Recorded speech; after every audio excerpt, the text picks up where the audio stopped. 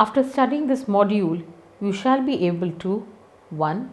Understand the workings of a group and the functions they perform. 2. Know about the individual standing in a group and how it influences group behavior. 3. Identify various stages of group development. 4. Have a clear understanding of how the group properties affect both the individuals and the group and in turn the organization. A group can be defined as two or more individuals interacting and interdependent who have come together to achieve particular objectives. In other words, a group consists of two or more people who, firstly, interact with one another, secondly, perceive themselves as a group, and thirdly, are interdependent. Individuals join group or are assigned to groups to accomplish various purposes. If the group is formed by a manager to help the organization accomplish its goals, then it qualifies as a formal work group. Formal work groups typically wear such labels as work, group, team, committee, or task force. Formal groups fulfill two basic functions: organizational and individual. An informal group exists when the members' overriding purpose of getting together is friendship or common interest. Although formal and informal groups often overlap, such a term of corporate auditors heading for a tennis court after work, some employees are not friends with their co-workers. The desirability of overlapping formal and informal groups is problematic. Some managers firmly believe that personal friendship fosters productive teamwork on the job, while others view such group formation as a serious threat to productivity. Both situations are common, and it is the manager's job to strike a workable balance based on the maturity and goals of the people involved. A group can be defined as two or more individuals interacting and interdependent who have come together to achieve particular objectives. In other words, a group consists of two or more people who interact with one another, perceives themselves as a group, and are interdependent. Individuals join groups or are assigned to groups to accomplish various purposes. If the group is formed by a manager to help the organization accomplish its goals, then it qualifies as a formal work group. Formal work groups typically wear such labels as work group, team, committee, or task force. Formal groups fulfill two basic functions: organizational and individual. These functions have been described in figure. An informal work group exists when the members' overriding purpose of getting together is friendship or common interest. Although formal and informal groups often overlap, such as a team of corporate auditors heading for the tennis courts after work, some employees are not friends with their co-workers. The desirability of overlapping formal and informal groups is problematic. Some managers firmly believe personal friendship fosters productive teamwork on the job, while others view such group formation as a serious threat to productivity. Both situations are common, and it is the manager's job to strike a workable balance based on the maturity and goals of the people involved. Work groups can be classified further into command, task, interest, or friendship groups. Command and task groups are bound by organizational functions, while interest and friendship groups serve individual functions. Command group. It is composed of those people who report directly to a given manager. Task group. Those individuals that are working together to complete a job task form a task group. They may not have an immediate superior and can cross command relationships. In this manner, every command group is a task group. But due to a lack of an immediate hierarchical superior, a task group may not be a command group. Interest group, a united body formed to further the common interest shared by its constituents. In other words, the aim is to attain specific objective with which each individual of a group is concerned. Friendship group. Groups formed because the individual members have one or more common characteristics which frequently extend outside the work situation. Social identity theory may be able to explain the strong affiliation group members feel towards their group. As per the theory, people have emotional reactions to the failures and successes of their group because their self esteem gets tied to the performance of the group. The downside of such affiliation can be seen in group favoritism, group members perceiving people belonging to one's own group as superior and vice versa. The group development process, Tuckman's five-stage model. Bruce W. Tuckman five-stage group development model characterizes groups as forming through the distinct stages of forming, storming, norming, performing, and adjourning. The various stages may not be of the same duration or intensity.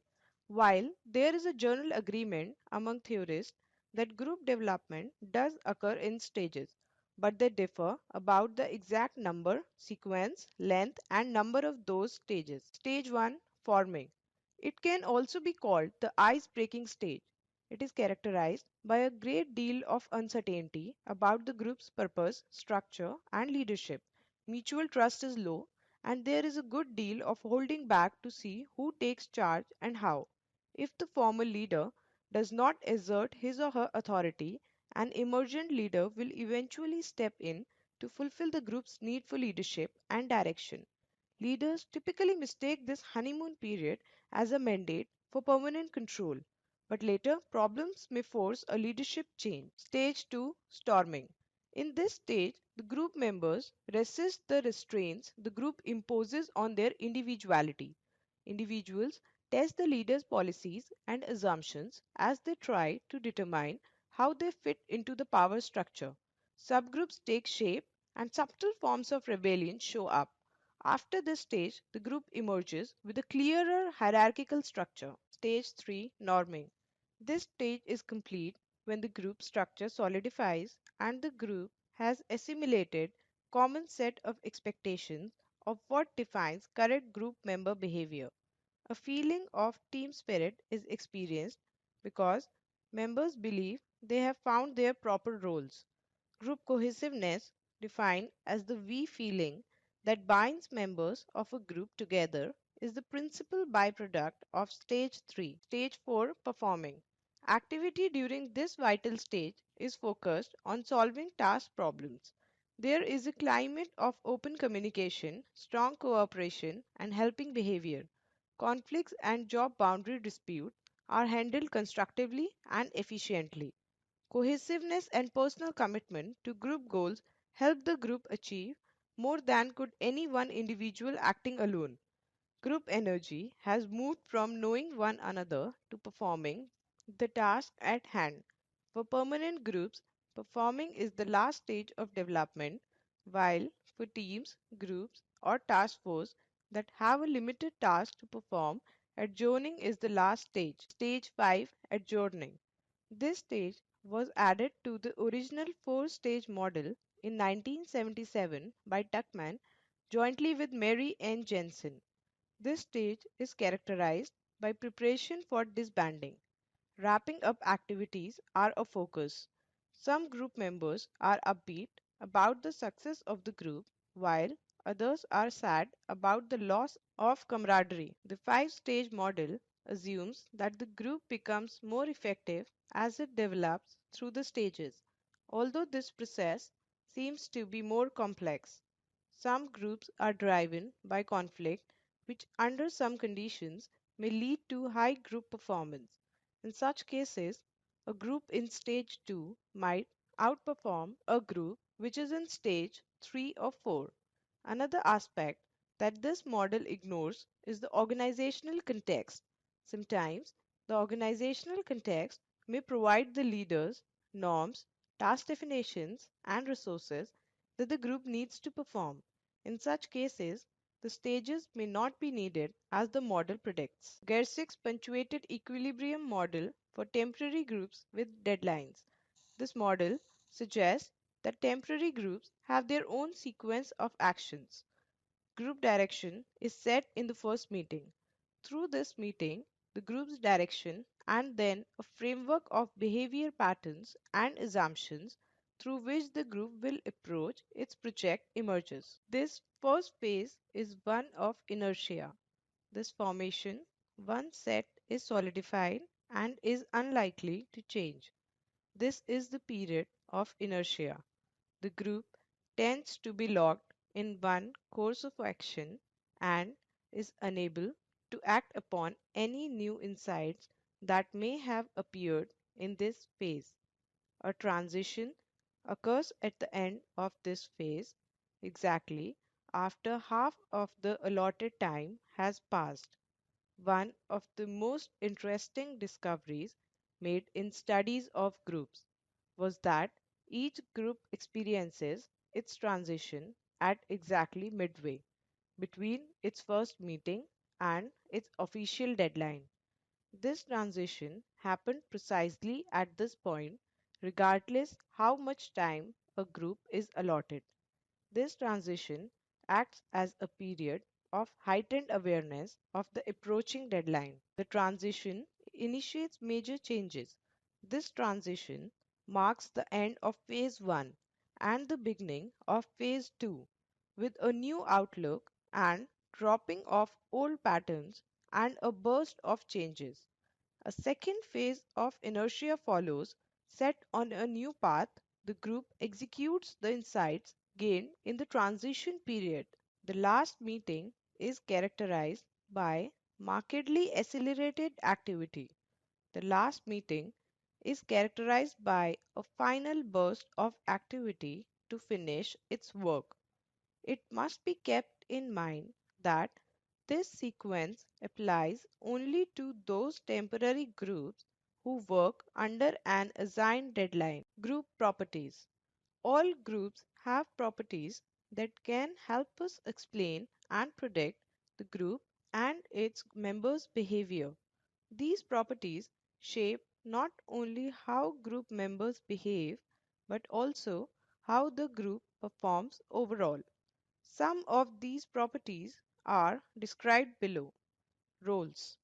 A role can be defined as a set of expected behavior patterns attributed to someone occupying a given position in a social unit. All of us play various roles in our lives, and in an attempt to understand the behavior of a person, the roles they play must be understood. The many aspects of how people act in their roles is how they perceive it, what they expect out of it, and how they juggle the requirements that various roles demand from them. Role perception. It is our view of how we are supposed to act in a given situation. These suppositions are gained from stimuli present in the environment. People act in accordance to what they believe is the expected behavior for a given situation. Role expectation. It is the perception held by others about how one should act in a particular situation. In the workplace, it emerges as a psychological contract. A psychological contract is an unwritten agreement that exists between employees and employer. This agreement sets out mutual expectations, what the management expects from its workers and vice versa. It defines the behavioral expectations that go with every role. When these unset expectations are not met, it can cause repercussions. Thus, if the management fails to fulfill the expectations, it can cause lack of employee satisfaction and negative effects on employee performance. While, on the other hand, if the employee fails to fulfill expectations, the management usually imposes a disciplinary action. Role conflict. When role requirements of one role make it difficult to comply with the requirements of another, it leads to a role conflict. For example, fulfilling the role requirements of a job that requires frequent reallocation may interfere with the employee's role in his or her family. Most employees are simultaneously in occupations, work groups, divisions, and demographic groups And these different identities can come into conflict when the expectations of one identity conflict with the expectations of another. The classic study by Philip Zimbardo and his associates, popularly known as the Stanford Prison Experiment, threw light on how quickly individuals take on roles and act accordingly. The experiment divided a group of male students into guards and prisoners. The basement of the psychology department at Stanford was converted into a prison, and the acts of the participants were observed. During the experiment, not only did the participants assume the roles assigned to them, but also the experimenters took up the roles to an extent. Thus, we can clearly see how role perceptions and role expectations shape the behavior of individuals. Also, how they may engage in behavior far removed from their set of values to fulfill assigned roles. Norms. Norms are acceptable standards of behavior shared by their members that express what they ought and ought not to do under certain circumstances. When agreed and accepted by the group, norms influence members' behavior with a minimum of external controls. Different groups, communities, and societies have different norms, but they all have them. In a workspace, the most common norm is a performance norm, which provides explicit cues about how hard members should work, what the levels of output should be, how to get the job done, what level of tardiness is appropriate, and the like. These norms are extremely powerful in affecting an individual's performance. They are capable of significantly modifying a performance prediction based solely on ability and level of personal motivation. Other kinds of norms include appearance norms that dictate dress codes and unsaid norms about when to look busy. Social arrangement norms, norms that dictate behavior like formation of friendships on and off the job, lunch appointments, and so on. And resource allocation norms, assignment of difficult jobs, distribution of resources like pay or equipment. Classical Hawthorne studies have helped us gain insight into group behavior and what group members valued and how this affected their performance. Conformity plays an important role in how individuals view norms and to what extent they follow them. It appears that they conform to the important groups to which they belong or hope to belong. These important groups are reference groups in which a person is aware of other members and feels group members are significant to him or her. The classic experiment in conformity by Solomon Asch can help throw light on how groups influence individual behavior and to what extent they may conform to them. Deviant workspace behavior, also known as antisocial behavior or workspace incivility, is voluntary behavior that violates significant organizational norms and, in doing so, threatens the well being of the organization or its members. The typology of deviant workspace behavior is depicted in figure. Status. Status can be defined as a socially defined position or rank given to groups or group members by others. They exist in all societies. Every group, regardless of its size, develops roles to differentiate group members. Status can act like a strong motivator when what one perceives to be their status is different from what their group perceives their status to be. A status can be determined by one of three sources as laid down by the status characteristic theory: the power a person wields over others, a person's ability to contribute to a group's goals, An individual's personal characteristics. To what extent a group members follow norms can be defined by the status they hold. Often members who hold higher status enjoy more freedom to deviate from norms. People in high status jobs have specially negative reactions to social pressures exerted by people on low status jobs. High status people are also better able to resist conformity pressures than their lower status peers.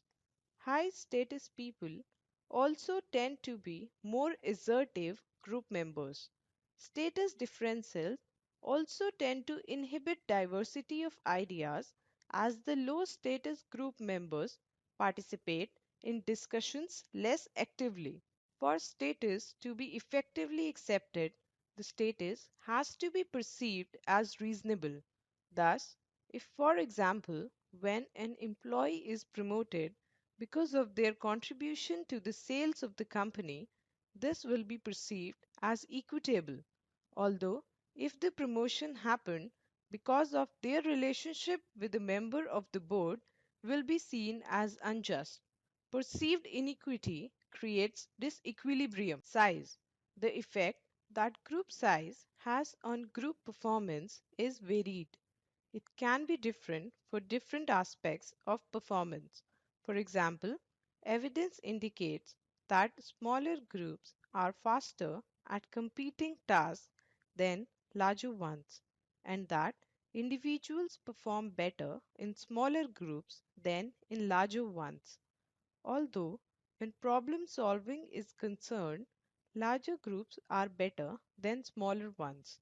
Thus, when diverse thinking for inputs is concerned, larger groups fare well, and when productivity is concerned, a smaller group may be better. The concept of social loafing is central to group size and its effect on performance.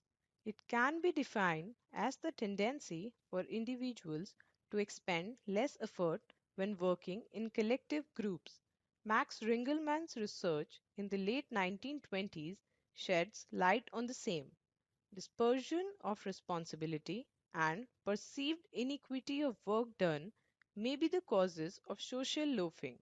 It can be prevented by setting group goals, increasing intergroup competition, engaging peer evaluation, selecting members who have high motivation. Cohesiveness, the degree to which members are attracted to each other and motivated to stay in the group, is cohesiveness.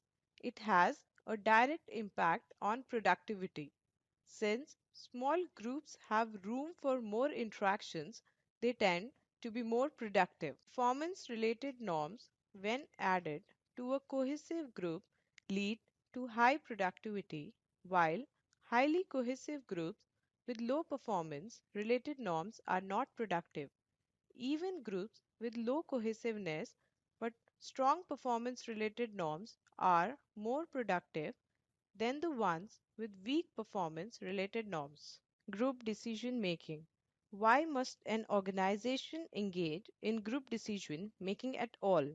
Does a group make better decisions as opposed to an individual alone? The following factors that may help answer these questions. Groups offer more complete information and knowledge. They offer increased diversity of groups, have an increased acceptance for a solution. On the other hand, such decisions are time consuming. They can be colored by conformity pressures, may be dominated by one or a few group members, may suffer from ambiguous responsibility, which is more harmful in terms of failure. Two phenomena related to group decision making can affect groups' ability to appraise alternatives objectively and arrive high quality decisions. Groupthink, a concept related to norms. It describes situations in which group pressures for conformity deter the group from critically appraising minority views. Thus, the individual belonging to the minority slowly loses his/her mental efficacy, reality testing, and moral judgment in response to group pressures. As classical study mentioned before is a clear example of groupthink. Group shift, when group members exaggerate the initial position they held in group decision making while discussing alternatives to the solution already proposed. Thus, in any such discussion, the members take on a more extreme position on the view they held earlier. Thus, the member who suggested a riskier approach may become completely aggressive in their approach, and a member with a cautious approach may turn conservative in their suggestion. Let us summarize what we have learned. Groups can be of various kinds and fulfill organizational and individual functions. Social identity theory may help explain why members affiliate to their group as strongly as they do. Group development may take place in a series of 5 stages: forming, storming, norming, performing, and adjourning. But this is not true for temporary groups with deadlines, which seem to follow a series of actions as described by the punctuated equilibrium model. A group has many properties: roles, norms, status, size, and cohesiveness. Group decision making may be of better alternative to individual decision making but can fall prey to groupthink and group shift.